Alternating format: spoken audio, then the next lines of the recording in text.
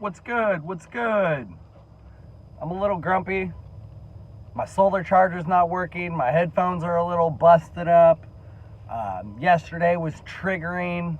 I made the video about my mentor saying I need to cut my hair and shave if I want to be taken seriously for a real job, which made me think about when I was applying for jobs before I was working at Tractor Supply. I would apply for jobs wanting to pay like 40 or 50K, which is like 20 to 25 bucks an hour, which isn't great. That's not great money. That's okay money, but that's not great money. So it's like I would have to sacrifice who I am for okay money. That's soul crushing. That is soul crushing. On top of the fact that I have a fucking master's degree, I have a master's degree and I'm being told to cut my hair and shave to get a mediocre job. And the thing with it is everybody likes to say, well, you have to start at the bottom or, you're not going to start at the top, which, yes, I agree to an extent. But when you start at the bottom and even at a normal linear progression, you're always going to be behind because as you advance, the cost of living advances. So if you're starting at the bottom and the bottom is shit, understanding that, yes, you're going to have to work and progress, it's pointless because as you progress, inflation is going to out-progress you. And so what does that have to do? In conjunction with all of this, I'm always open about my mental health state. I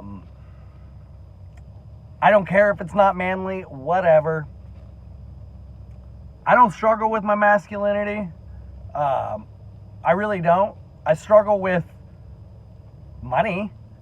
So the title of this video, Addiction is Appealing. And so as I say that, yes, I do smoke weed.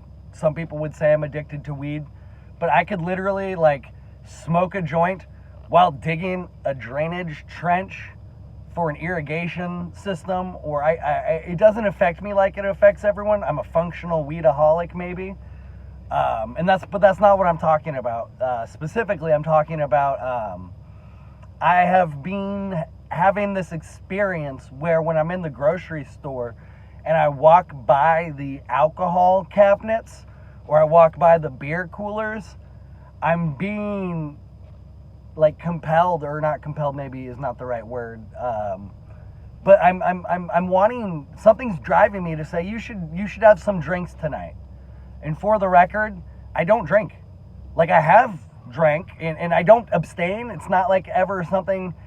I had a period for 2 years where I drank on the weekends. I partied, in college like kids do. But even then, it wasn't a blast, and I only mainly did it because that's what my friends were doing. I was just okay, let's party, whatever. Music, girls, food. It was fun, kind of. But after that, I was just I don't really like the taste of alcohol. I was working my butt off. I was working full time while going to college. I've always worked. I know how to work. I've always worked. Literally, I was 10 years old digging a drainage ditch for a gentleman, Bob West, rest in peace, good sir. I was trying to save up money to go to France with a school trip, and it was a few $1,000s, and I posted flyers, and he responded, and he gave me work, and he was awesome.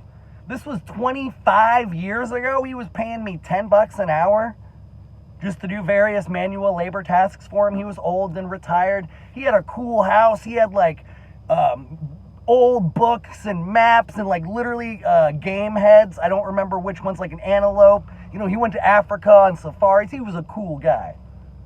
Never did anything weird, right? So a 10-year-old boy working for an old guy, never did anything weird. He was a good man. And that experience really was formative for me because at 10 years old, I understood that if I wanted something, I had to go work for it. And then 9/11 happened and the trip was canceled. I didn't make enough money anyways, but it was still great. It was still a really awesome experience. And my whole life I've worked. Like I just said, I worked full time while going to college, while getting a bachelor's degree, while getting a master's degree. I'm a licensed massage therapist. I've known how to work. I've known how to focus. Yet I lost it a few years ago. And I've experienced a variety of traumatic experiences. We all have to an extent. I don't know which one maybe triggered the loss of enthusiasm for life and the loss of motivation, the loss of drive, the loss of focus.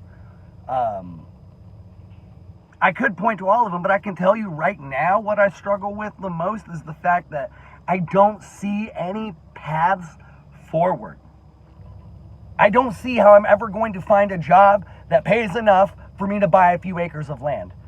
I want to work, but at $20 an hour, which used to be an okay salary, that's $42K a year, that's nothing in this economy.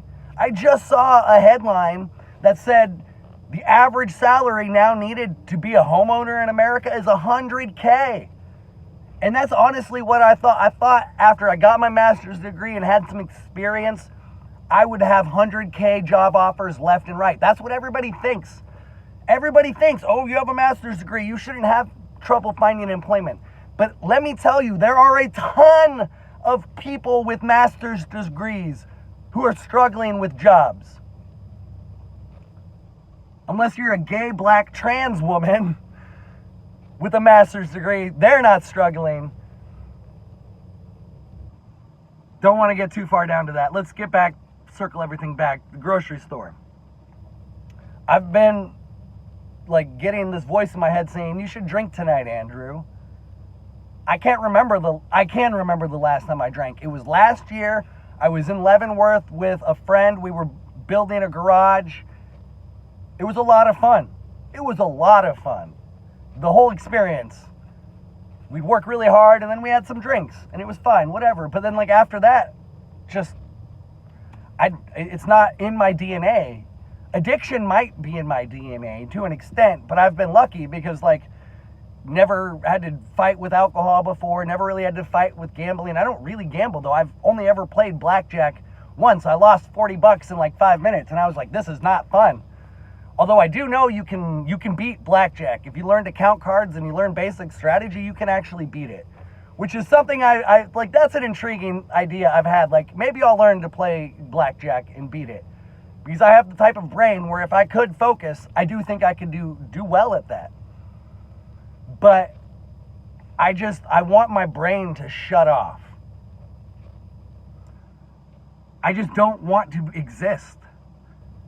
I was talking to a friend, the friend who told me to cut my hair and shave, and I had said that like by the end of the day, or even like right now, I just like I know I'm a smart person and I know I have potential and capacity, but I don't know where to direct it. And it's soul crushing. And it's like it's a source of significant stress, like having my brain just going a million miles an hour.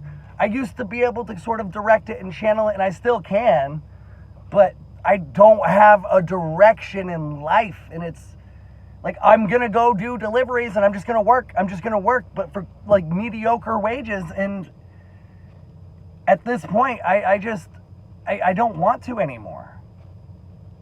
I just want to shut it off. So I've never done anything like heroin. I've never done meth. I've never done, what are the other, fentanyl. I've never really done oxys. The only things I've done, I smoke weed, I have dropped acid, and I've done mushrooms. That's it. And I can't even remember the last time I've done mushrooms, which could be part of my sadness and depression, but I understand addiction, and I understand why people just want to check out. Because if you don't have a good like social structure around you to keep you on the path, if you don't have a good purpose in life, it's easier to just check out than it is to struggle. Because that's all this is. It's just constant stress and struggle. And then there's the shame. so much shame. I have let so many people down.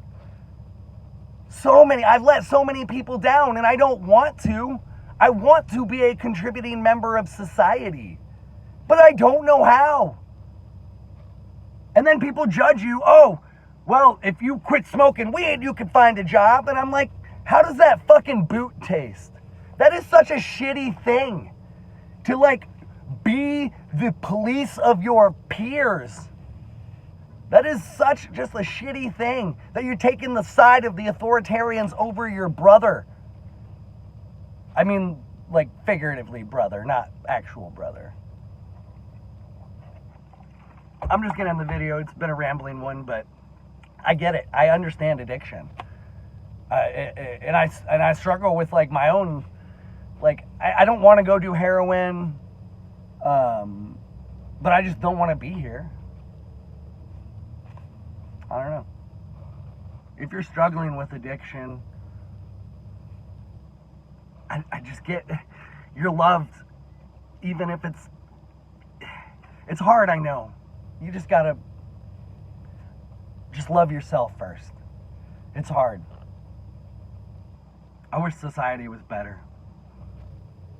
All right, I'm gonna end it there. Much love, y'all.